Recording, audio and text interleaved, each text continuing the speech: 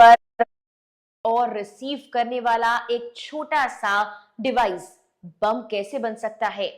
ये सवाल Lebanon, Syria पर हुए एक साथ सैकड़ों पेजर बम धमाके वाले विस्फोट के बाद उठ रहे हैं। जब दोपहर के वक्त कहीं सब्जी की दुकान के पास, तो किसी की जेब में और किसी के हाथ में ही ये पेजर बम फट गया।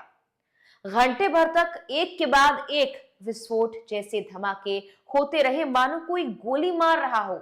लेकिन ये पेजर बम आखिर कैसे बने? ये कहानी कहां से शुरू हुई? 6 महीने पहले शुरू हुई।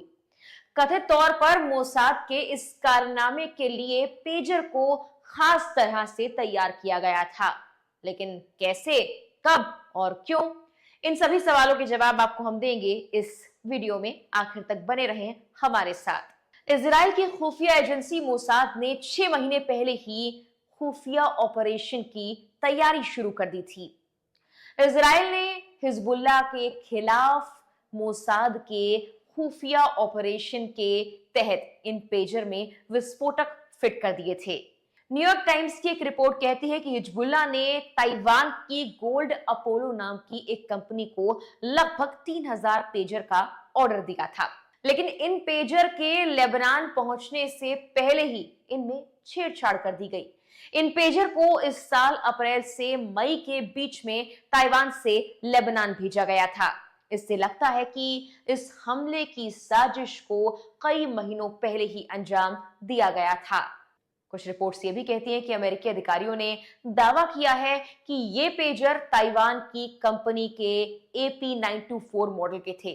पेजर की जो खेप ताइवान से लेबनान भेजी गई थी, उनमें हर पेजर पर 1 से 2 औंस का विस्फोटक लगा दिया गया था।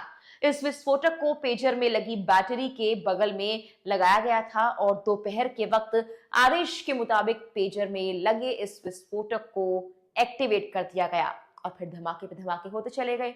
विदेशी मीडिया में आ रही खबरों के मुताबिक हिजबुल्लाह के पेजर के अंदर PETN फिट किया गया था। ये एक तरह का खास विस्फोटक है जिसे पेजर की बैटरीज पर या उसके आसपास लगा दिया गया। इन पेजर्स में बैटरी के तापमान को बढ़ाकर विस्फोट किया गया है। इस विस्फोटक का वजन 20 ग्राम से भी कम था। गौर करने वाली बात तो यह है कि इजराइल ने 1996 में हमास नेता याया को भी मारने के लिए, उसकी हत्या के लिए उनके फोन में 15 ग्राम RDX विस्फोटक प्लांट किया था। इस डिवाइस में उस वक्त विस्फोट हुआ था जब उन्होंने अपने पिता को फोन किया। ऐसा ही हमला अब जब लेबनान और सीरिया पर हुआ है, तो इसके पीछे इजराइल का हाथ ही बताया जा रहा है। फिलहाल इस हमले के बाद 11 लोगों की मौत हो चुकी है।